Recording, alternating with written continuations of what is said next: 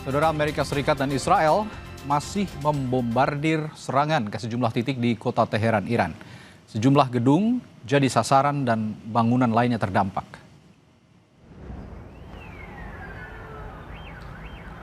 Sejumlah ledakan akibat serangan udara Amerika Serikat dan Israel terus terjadi hingga Senin waktu setempat. Salah satu bangunan yang terdampak yakni gedung rumah sakit Motohari di Teheran.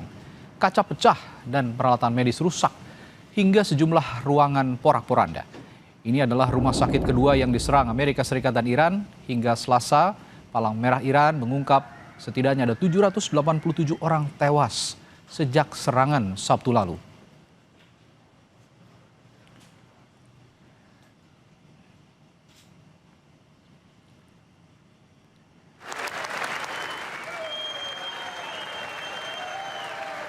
Presiden Amerika Serikat Donald Trump bilang serangan ke Iran bisa lebih panjang dari rencana awal. Dalam keterangannya di Gedung Putih Senin waktu setempat, Trump bilang awalnya ia memproyeksikan operasi militer ke Iran selama 4 hingga 5 minggu.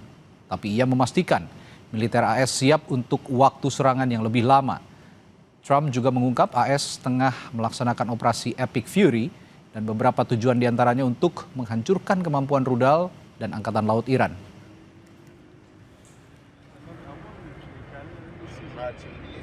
Let me provide a brief update on Operation Epic Fury.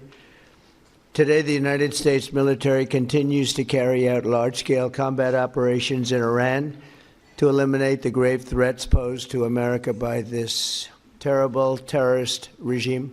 Right from the beginning, we projected 4 to 5 weeks, but we have capability to go far longer than that. We'll do it. We also projected 4 weeks to terminate the military leadership, and as you know, that was done in about an hour, so we're ahead of schedule there by a lot. Saudara, kita bahas pernyataan Presiden Amerika Serikat Donald Trump bahwa serangan ke Iran berpotensi lebih dari 4 minggu. Bersama praktisi pertahanan militer Lembaga Kajian Pertahanan Strategis KRIS, Adrianus Prisma. Selamat malam, Bung Adrianus. Selamat malam, Mas Radhi. Iya. Apa kabar? Baik, Bung Adrianus, Presiden Amerika Serikat Donald Trump bilang operasi militer Amerika Serikat setidaknya diproyeksikan ke Iran ini 4-5 minggu. Tapi Amerika Serikat punya kapasitas juga untuk melanjutkan jauh lebih lama serangan ini seperti yang dikatakannya jika perlu katanya. Nah, menurut Anda, apakah timeline ini terlihat realistis mengingat kekuatan pertahanan Iran seperti sistem rudal balistik dan proksinya ini dimiliki oleh Iran seperti Hezbollah, Houthi dan lain-lain? Ya, kalau dari analisa kami dan diskusi dengan teman-teman, jadi memang Trump ini sepertinya membuka opsi. Jadi kalau kita melihat pernyataan Trump, kemudian Marco Rubio, kemudian Pete Hegseth ya, yang mereka itu aktif juga memposting di sosial media mereka semua, itu mereka memang menambahkan bahwa elemen besar kekuatan Amerika Serikat itu belum dimunculkan.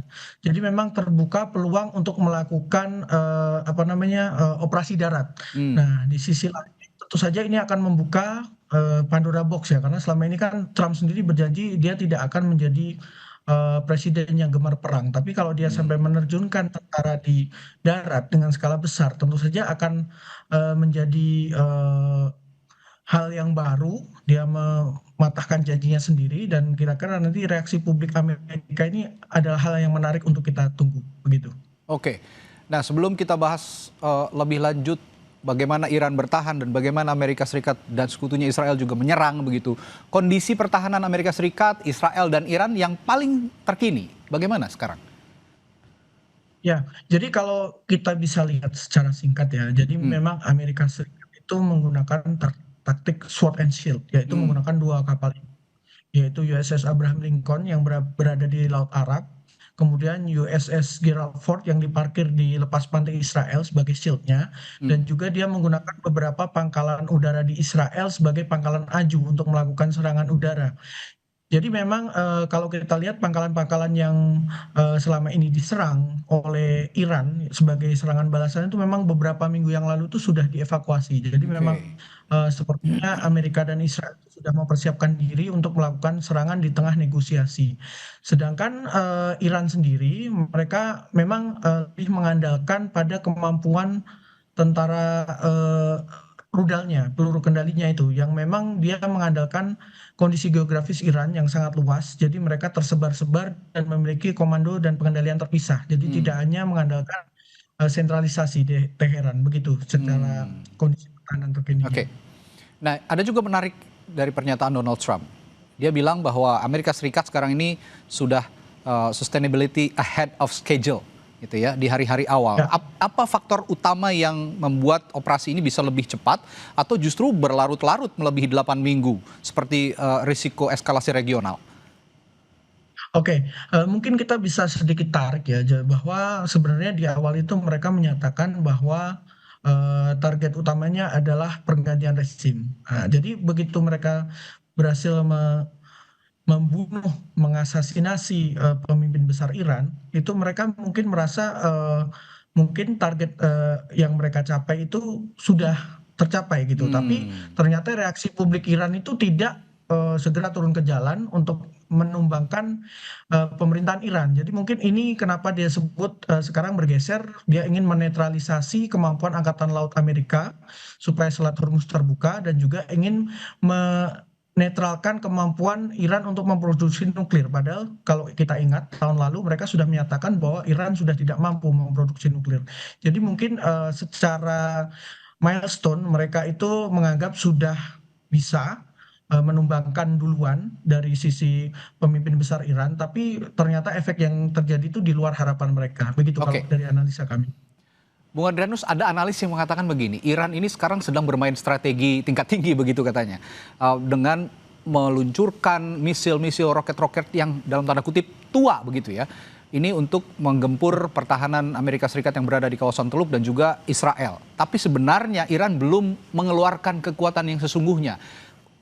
Misil-misil tua tadi hanya untuk menghabiskan tenaga dari pertahanan Amerika Serikat dan Israel. Nah, bagaimana melihat ini? Apakah ini juga strategi yang menurut Anda juga benar-benar efektif dan benar-benar bisa menembus pertahanan Amerika Serikat dan Israel?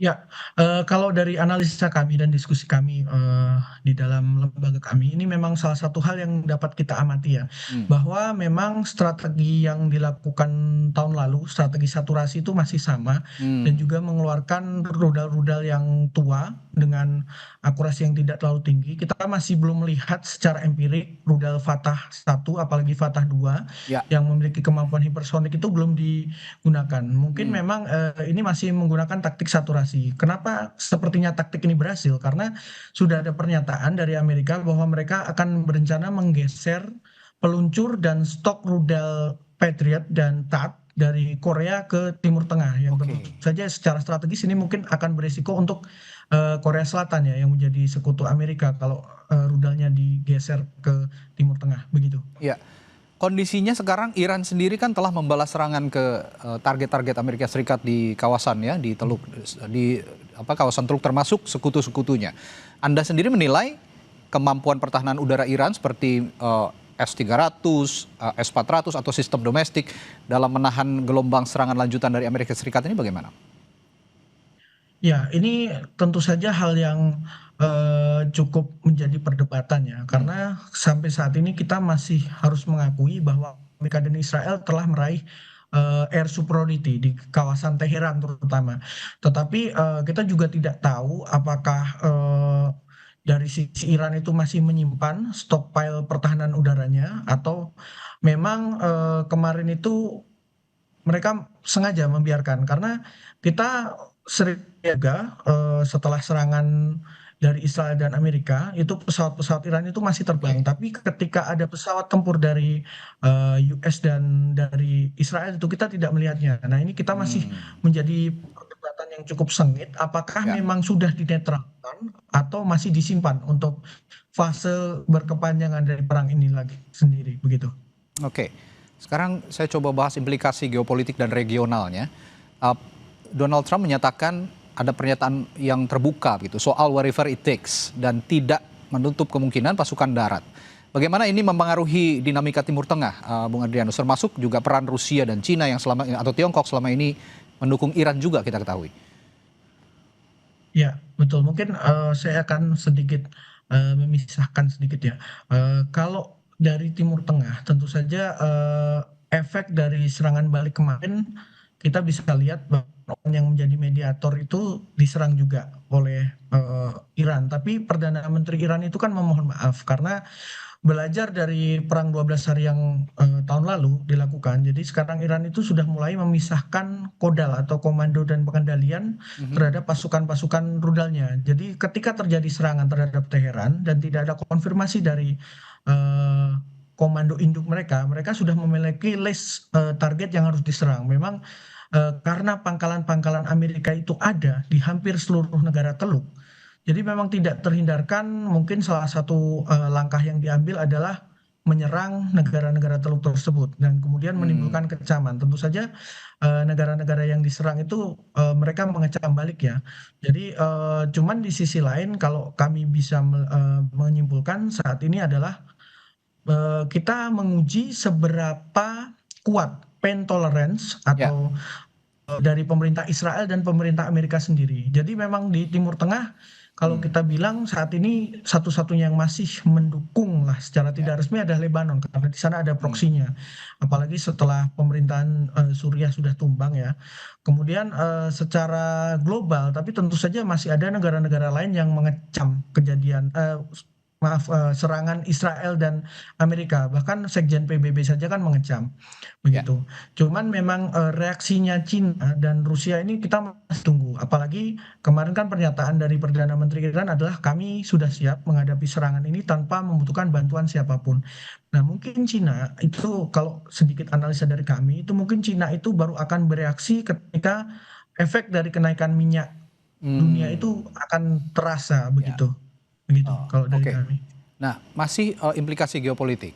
Kalau kita tarik ke sudut pandang Indonesia misalnya, bagaimana posisi kita di tengah konflik ini sebenarnya? Apakah ada implikasi bagi keamanan maritim di Indonesia atau di Indo-Pasifik setidaknya atau aliansi pertahanan ASEAN, Bung Adrianus?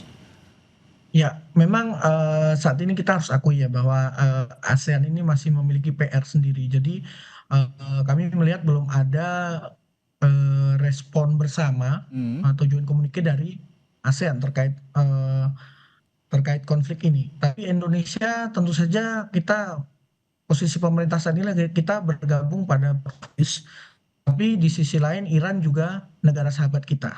Nah, ini adalah posisi yang menurut kami mungkin agak membuat pemerintah agak sulit untuk menetapkan posisi jelas. Tapi tentu saja mungkin konsep pemerintah adalah perlindungan dan keselamatan WNI ya. Jadi mungkin kalau posisi kita saat ini tentu saja menyerukan kedua belah pihak agar segera berdamai. Apalagi Presiden juga sudah menawarkan diri. Nah, Ya. kita melihat perkembangan 1-2 minggu ke depan. Apakah perang ini akan berlarut atau tidak? Karena kalau menurut kami kunci utamanya saat ini adalah selain pain tolerance adalah apakah Iran itu berani menyerang tempat-tempat yang selama ini ditengarai menjadi situs senjata nuklir Israel dan kapal induk Amerika. Nah, itu dua hal yang bisa membuat perang ini berkembang menjadi all out war. Baik, terima kasih pandangan Anda, analisis Anda yang juga sangat informatif di Sapa Indonesia Malam. Tentu saja kita berharap ini tidak berkepanjangan karena dampaknya akan sangat-sangat terasa, terutama juga di Indonesia. Pasokan energi global, belum lagi akan berdampak ke pasokan pangan dan lain-lain, terutama pasca penutupan Selat Hormuz. Terima kasih Bung Adrianus, selamat malam, sampai jumpa lagi. Ya, selamat malam.